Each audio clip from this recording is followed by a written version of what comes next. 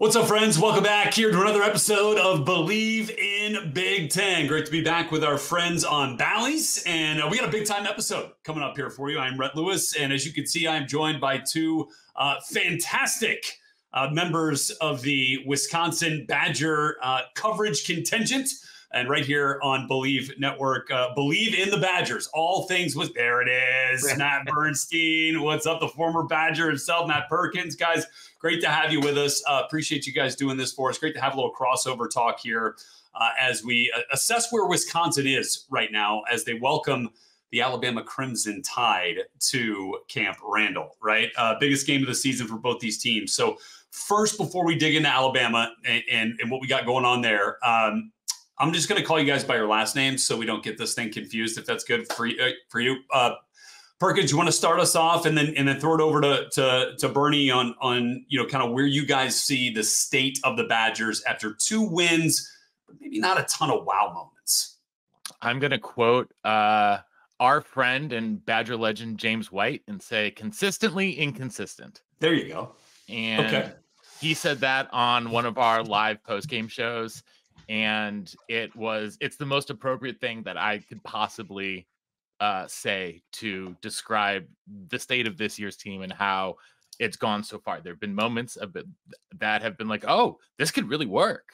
Yeah. And then there's also been moments like, oh, this really might not work. And that's on both sides of the ball. But Bernie, I'll throw it over to you for that. No, I think you summed it up pretty well. Right, you summed it up actually really well. It's a lot of non-wow moments. Which is hard to understand. I'm still wrapping my brain around the air raid with non-wow moments is hard to understand. I think from a lot of things I'm hearing from different chat groups I'm in, different alumni players, is they like Fickell. Some people are split. They like Fickell. They like the vision of the program and where it's going, but maybe not last year, maybe not this year. Who knows when? The problem is people just don't know when it will turn around. Yeah. Although we're 2-0, so we're sitting here like as winners, kind of trying to figure it out. But I think what I'm excited to see about this week coming up in a couple of days, I'm leaving for Madison tonight, and I can't wait to be there, is how the Badgers bounce back. These two, Western Michigan and South Dakota, are not. I mean, I got excited to play in every game, but you don't get excited to play in the different. Alabama and South Dakota are head and shoulders, knees and toes different, as my kids quote. Different. So I'm excited to see what they bring to Alabama, and it literally will set the tone for the whole season. Well, let's dig into that piece on the offensive side of the ball. And Bernie, I'll come back to you here. And then, Perkins, if you want to chime in. As you look at this thing, we talked a little bit about Tyler Van Dyke this summer on Bleav in Big Ten. And just, I think he's a good quarterback. I don't know if he was capable of the wow as much in this off. I thought previously, and then you get him back now with an air raid type of scheme, which he had his best year down in Miami with Rhett Lashlee. I thought that this might be a better fit for him, so maybe we do see a little bit more of an elevated game. I think just so far, obviously the explosive plays were back in week 2, which was nice to see, right? 7 plays of over 20 yards after none over 20 in week 1. I guess the question then, Bernie, does that trend line continue here with the explosives and finding ways, to generate big plays? I mean, I think yes. Listen, first off, we're going against a team that's top, were they 4 or 5? Where they're So you're saying, like, can we take the next step forward against one of the best teams in the nation? It's very difficult, right? Right. But I've played in games where number 1 came in and we beat them. Ohio State in 2003, then we went there and beat them. So can the Badgers do it? We have a culture and a history of beating teams who come to Camp Randall. I think our saving grace is they got to play in front of all of our fans. And these people are going to be bananas. They sell beer in the stadium now. It's going to be nuts there at 11 a.m. But I actually really like Tyler Van Dyke. I think I like Tanner Mordecai, but he was a runner to me. Yeah. I like Tyler Van Dyke because he's not a runner. He's a thrower. He wants to throw. He's got a big arm. And I think that if we can hit some bigger plays, explosive plays, 20-plus yards, not in the run game, we should be okay. I mean, listen, I'm saying okay. I'm not saying we're going to win. Well, but okay. Yeah, and I think I think let's make a distinction here. Not necessarily like, okay, like is this the week where it all comes together, right? I more so, Perkins, like were these signs of progress against South Dakota that we can kind of continue tracking here throughout the season in this offense, I guess is the point we're looking for. A little bit. Baby steps. Yeah. I think that they obviously took more shots down the field. They only took, I think, three attempts over 15 yards in the first game, over 15 air yards, completed none of them. And this game, they changed that up. Now, was the 50-yard touchdown to CJ Williams a broken play? Kinda, but you got to capitalize on those. Last year, the Badgers did not capitalize on those. Tyler Van Dyke did in that spot. I think that is a good sign. I also think that while he is not a runner, he is more fleet of foot than people want to give him credit for. He's a willing runner, but he's not looking to run, like Bernie said. I think Mordecai was much quicker to go to his legs than Van Dyke has shown in the first 2 games. I'm hoping that continues with Alabama. It's going to be a very difficult matchup, obviously, just athletically, with the talent that the Crimson Tide have on their roster from top to bottom. Offense, defense doesn't matter, but I think that there are certain matchups that they like, especially in the slot with Pauling and Kekahuna, that I would imagine that Phil Longo is going to try to open things up for those guys to be able to get the ball in their hands and make plays after the catch, because that's probably where they're going to have the best shot. Yeah, go ahead, Bernie. I was going to say, the evolution of the spread from Western Michigan to South Dakota. We saw run pass option plays that worked. Like that CJ Williams was maybe a broken play, but that's what, because we need to put people in positions to make mistakes. And that guy made a mistake, and we scored a touchdown on it. We got away from it in the second half, which is a little bizarre. I didn't see a lot of it going on. So, listen, I think we have guys, CJ Williams, Bryson Green, like these guys can go get the ball. And I think we need to take advantage. If you see one-on-one coverage, just try it once. I want to see what happens. Like, if I'm playing a video game, I'm just going to throw it up and see if the computer will go catch it, right? We don't take those chances. Like, we do a good job, and I think it's drilled in. Instead of running the ball for 4 yards, we throw it for 4 yards. But the problem with that is, and Rhett, you probably know Matt Perkins, if you drop that ball, we're at 2nd and 10. We're not at 2nd and 6. So it puts you at a huge disadvantage when we either incomplete a ball or something happens. So I think I said a little bit of a step because I think we did get better. Fewer drops. I think we took more shots, obviously 20+ yards. That's all we preached when I was playing is we need explosive plays. And I think we have the guys to do it. We just got to try to do it.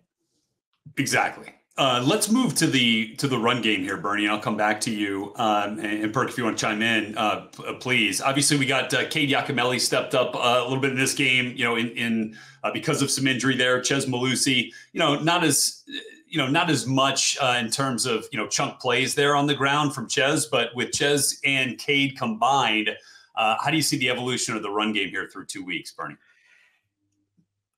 I think our running back room is stacked. You even saw the young guys get in at the end, and they showed promise. I mean, that's, like when I redshirted, you couldn't even go near the field, right? You couldn't even bring water onto it because you didn't know the NCAA was going to be like, no, that guy's on the field. So it's really nice to get these guys involved. I am a huge Malusi fan.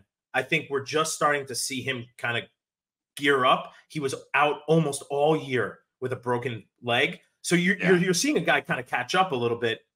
I think Matt Perkins, why am I blanking on his name? Walker. Tommy Walker just didn't play because he's banged up, and we need him for this week. I mean, it's just a sit down because we don't need you. Big Ten play, that dude's playing. And I think he's a bruiser. I really like his game. I think, Yakimelli and Jackson Aker are guys that can interchange. They're trustworthy guys. Yakimelli played awesome. And that's what the Badgers need. They need dudes to come in and step up on both sides of the ball. If somebody gets hurt or they're out for a play, who's next? Who's the next guy up? People have always been ready to be that guy, right? So I'm looking for that. I'm looking for the energy. I think our main issue is the excitement, the energy of playing college football, man. It's the coolest thing you could possibly do outside of having a kid, maybe, and getting married. And I want people to be that happy about it. Like, you watch the first quarter, we dominated. And then the rest of the game, we kind of took a nap. And you can't take a nap against. It's not time. It's not time for that. Take a nap before a game or after the game, but not during the game. So I'm excited to see these young guys. I think that is the heart and soul of the group. They're just guys with experience who bust their butts to do the right things. And I mean, they're even pass blocking. Dude, I was the worst pass blocker ever. I hated it. I just cut everybody. These guys step in front of people who are running full speed and knock them in the mouth. And you look at Braylon Allen's doing it in the NFL. So I think that's the heart. I'm excited to see what these guys are going to bring. Ches said he wasn't a leader like vocally, but I think he's got to be that guy. You got to kind of flip the script on yourself and be like, I gotta lead these dudes because I've been here so long, and we have a team that's coming in here who isn't scared that they're coming to Camp Randall. They're probably more excited that they're coming to Camp Randall than to go to Dallas or play in Lambeau. Yeah. So, how do you see the run game? Yeah, the run game's impact this week against Alabama. I think that in order for them to be effective, one of the things that I've liked that they've done in the first 2 games, they actually use some 20 personnel, a couple things out of pistol with that. And I think that is interesting because especially if you get, they had combinations of Aker and Malusi working together for a little bit. They had Aker with Yakimelli. They had in the first game, they had, I think, Yakimelli with Walker. And they're using these combinations as, Aker and Walker is almost like quasi fullbacks, bring the fullback back, which I know Bernie loves, but that seemed to cause confusion on defenses. And so I think that if they're going to utilize that, I would like to see them use a little bit more pistol, a little bit more 2-back sets to cause some more confusion, because the offensive line has been adequate through 2 games, but again, it is not a vintage offensive line. There hasn't been a vintage offensive line in half a decade now in Madison, and that's really saying something for a program that prides itself on being, having the best offensive linemen in the country. And so what I think, the backs have to do as much as they can to help this offensive line right now. I think that also with Riley Nowakowski in the game at tight end, pretty much they know he's just going to be a blocker. So defenses have really been keying in on him. We saw his snap count go way down in the second game, even though he is a starter and a captain. Expect to see more of Tucker Ashcraft at tight end, who's a little bit more versatile, is going to be a little bit more of a weapon in the passing game as well. So, but I think going back to just the run game, I think it's going to be a combination of using 20 personnel, getting misdirection, and making and then hitting the RPO game heavy, like leaning into the R in the RPO. And Rhett, I got 2 more things to catapult on top of what Matt Perkins is saying.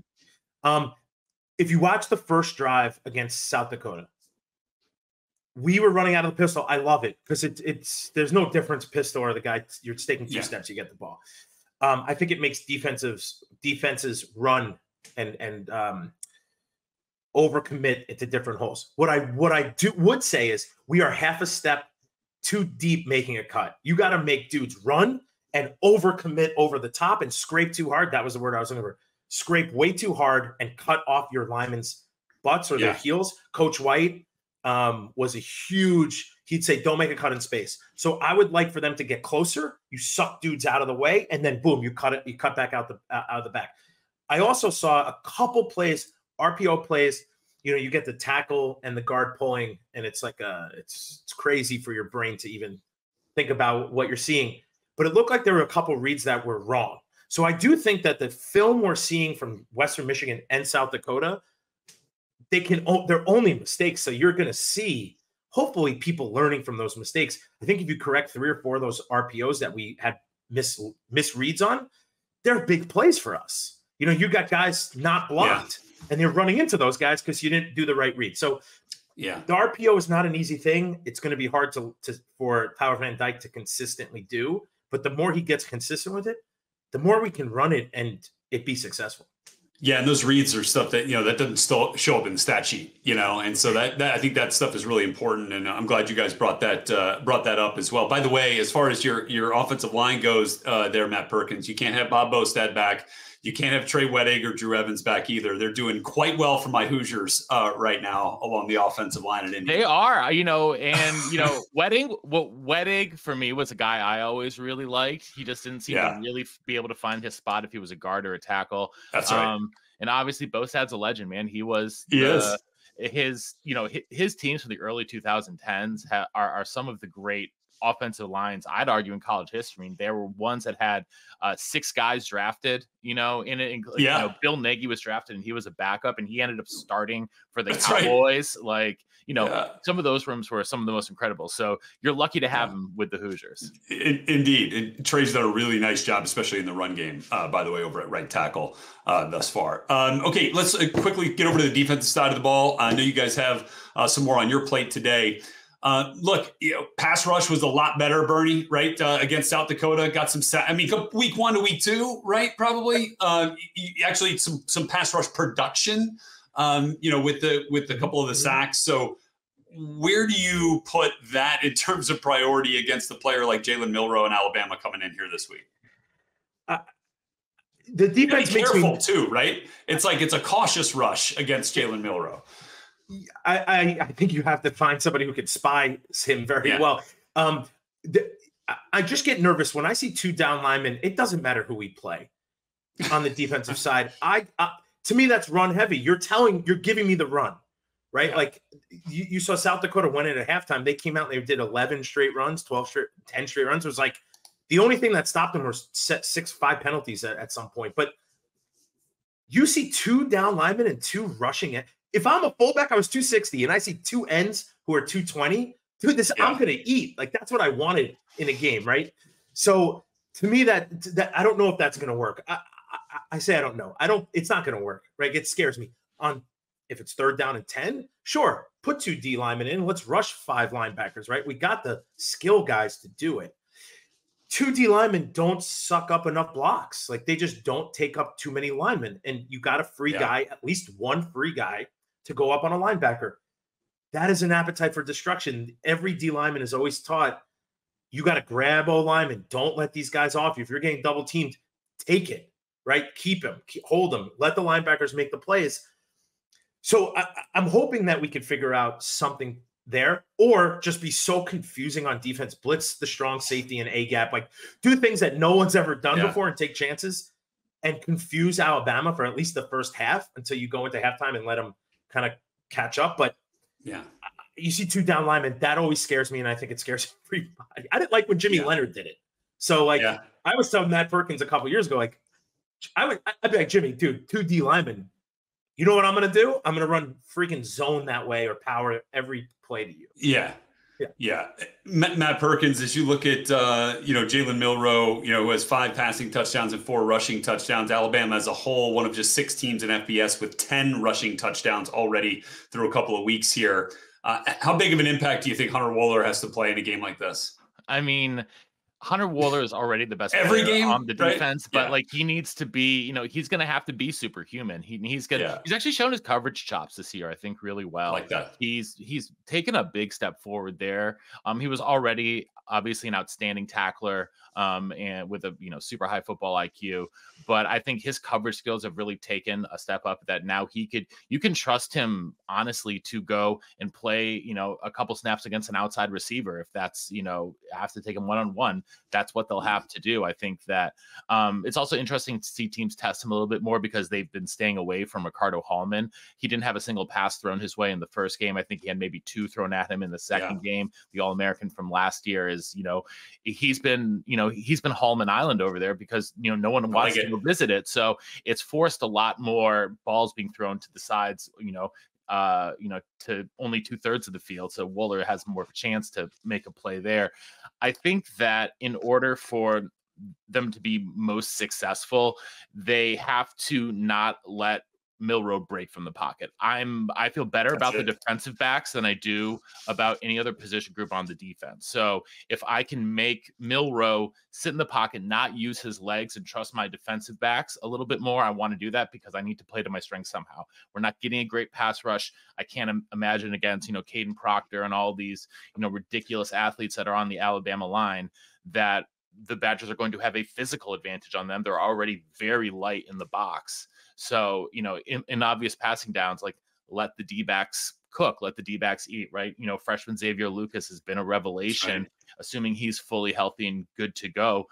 He's the kind of guy that compete one-on-one with a Ryan Williams on Alabama, right? Someone who can, potentially lock down one of those guys and let Mike Tressel get a little bit more creative with some of those blitzes, with some of those, sort of simulated pressures and stuff like that.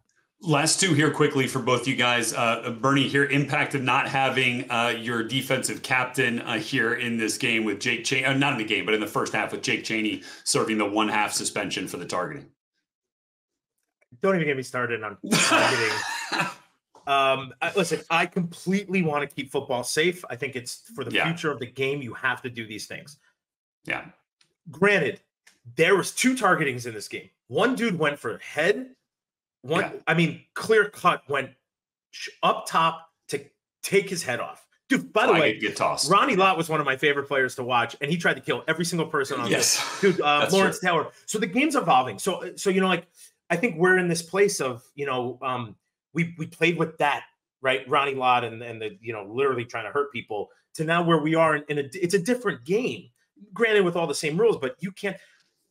Yes, his crown was down. He hit the guy in the stomach.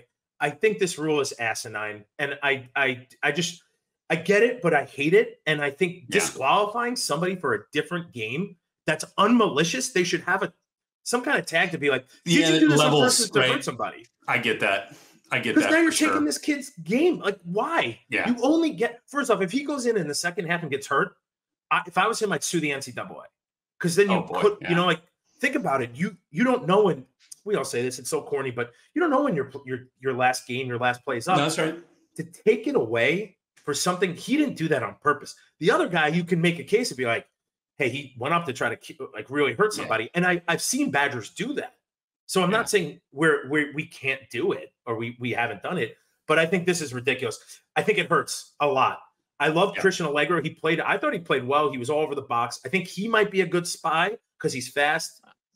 I think it's Tackett Curtis, Bernie. He was the first one who got the reps. He's the one he's the second green dot on the helmet, right? Chaney's the green dot guy, but it was Curtis who stepped in with the green dot on his helmet after that. And I expect him to be the one on the field next to Jaheim Thomas. And, Tackett Curtis was probably the crown jewel of the Badgers portal. Him and Jaheim Thomas were probably the 2 crown jewels of the portal right there. And Curtis hasn't been starting because of, senior captain Chaney being in that spot and being, the emotional leader of that team alongside of Hunter Wohler.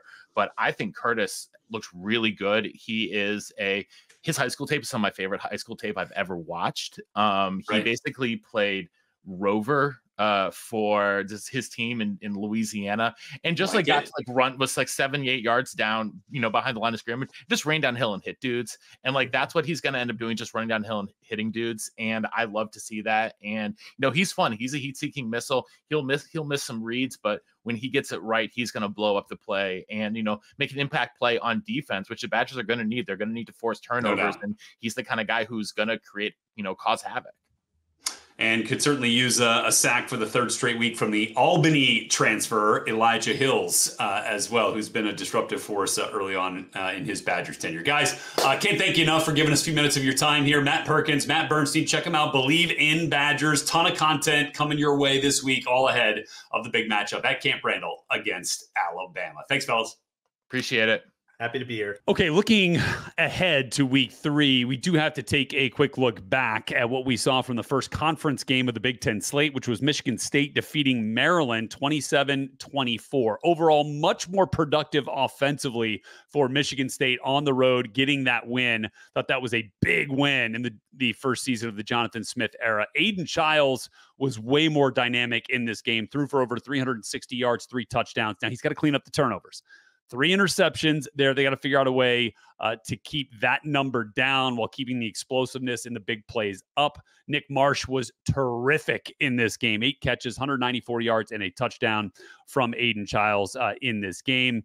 And look, I think with Michigan State and with Jonathan Smith, I think what you're seeing now, like this early glimpse, is this team is ready for a fight. This team's in for a 4-quarter battle, and they're going to do their best and be in a good spot to win close games late.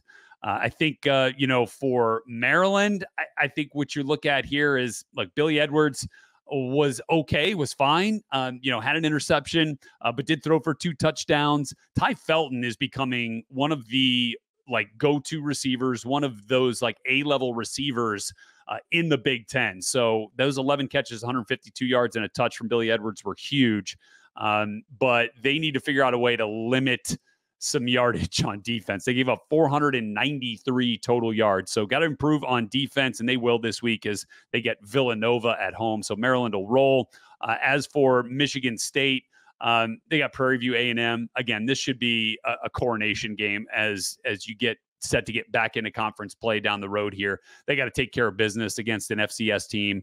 Spartans are 8-0 all time against FCS teams, and I would expect that number to run to 9-0. So Michigan State and Maryland both trying to move forward after a hard-fought conference battle in the Big Ten. Next matchup I want to take a look at is the one that I'm going to be at, and that is in Lincoln, Nebraska, where the red-hot Nebraska Cornhuskers are welcoming an FCS opponent into town with the Northern Iowa squad coming off a week 2 win over St. Thomas. So Northern Iowa, physical run game type of team. They've been really good on the ground thus far, but man, Nebraska should roll in this game the way that they've been playing, right? Defensively, they are tough. They are physical. They are gritty. They've got phenomenal effort. They've got highly skilled players as well. Saw that Tommy Hill interception. But there's a lot to credit. 10 guys moving in the right direction that helped Tommy Hill pick off that Shedeur Sanders pass and take it back for a touchdown, which opened up the scoring 14-0 over Colorado in that Nebraska week 2 win against their former rivals there when those two teams were sharing the Big 12. So what I think here for Nebraska is early on, you've been very impressed with what Dylan Raiola has been able to do at quarterback. Now, I think in this game against Colorado, you saw him get the ball out of his hands very quickly. There was a lot of, perimeter quick throws, get the ball in the hands of a playmaker, watch him go and make one of those plays. And they did more often than not. So I like what I saw from the offense. It wasn't a ton of downfield full progression reads, but I think that'll come.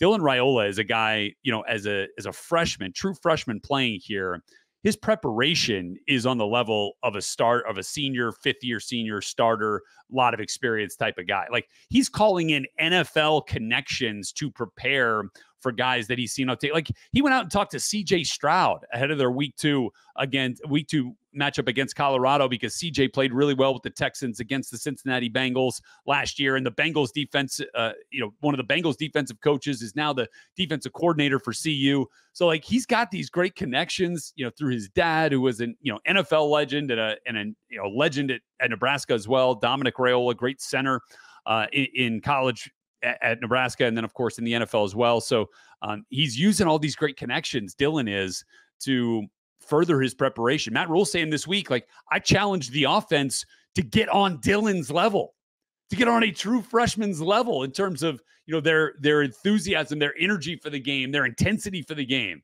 Like that says something about the way that Dylan Raiola as a true freshman has come in and earned the respect of the coaching staff and of his teammates. So really impressed there. I think, this atmosphere is going to be incredible in a night game at Memorial Stadium. 399th consecutive sellout. Wow. Northern Iowa is going to be in for a challenge, but one I do know that they'll be up for. But Nebraska has it rolling right now under Matt Rule. And I'm telling you what, man, if this thing starts really getting down the tracks in conference play, watch out because Lincoln, Nebraska is going to explode. Okay, another one I want to preview here is the Cream and Crimson of Indiana making their first trip to the Rose Bowl in more than 50 years when they played USC back in the late 60s. Lost that game, but they've got UCLA at the Rose Bowl this time in the first conference game of the new Big Ten. First time we're seeing a traditional Big Ten school take on one of the new West Coast 4 expansion schools. UCLA coming off a bye, Indiana coming off a record-setting win, 77 points over 700 yards of total offense, 10 different guys scoring touchdowns in that 77-3 win over Western Illinois. Look, Hoosiers were obviously the more talented team on paper, but the biggest thing is they played like it, right? They kept the pedal to the floor and kept the pressure on. And I think that was what Curt Cignetti was looking for. I think this is a really interesting one. You've got a first-time head coach in Deshaun Foster leading UCLA after a hard-fought win, which they were down 10-0 at the half to Hawaii out on the islands in week 1, came back and won that game. Credit to them for that. But this is a coach, going through his first bye week, right, as a head coach, and now getting set for a new opponent. And in Indiana, you've got a head coach in Curt Cignetti, who is, a professional head coach. It's what he's been doing for the last 2 decades, right? I don't mean professional like NFL. I mean professional like he knows how to get his team ready for conference matchups. Now, albeit at a different level, but he understands what it takes to prepare for an opponent like this. And I think, at this point, this is going to be a tight game, but I'm really excited to see how Curtis Rourke plays in this game after being really efficient against Western Illinois. Do they get Donovan McCulley back at wide receiver? And then the 4 horsemen at running back for Indiana, I think will play a huge role in this game. And that defense of Mikhail Kamara, man, they cause havoc, whether it's pass rush, whether it's forcing turnovers like we saw against Western. This defense under Brian Haynes has been coached really well. And look, they're going to be going up against a kind of pro-style offense with Eric Bieniemy as the offensive coordinator for Deshaun Foster at UCLA. How does that mesh? Like, what happens there? What's that conflict look like?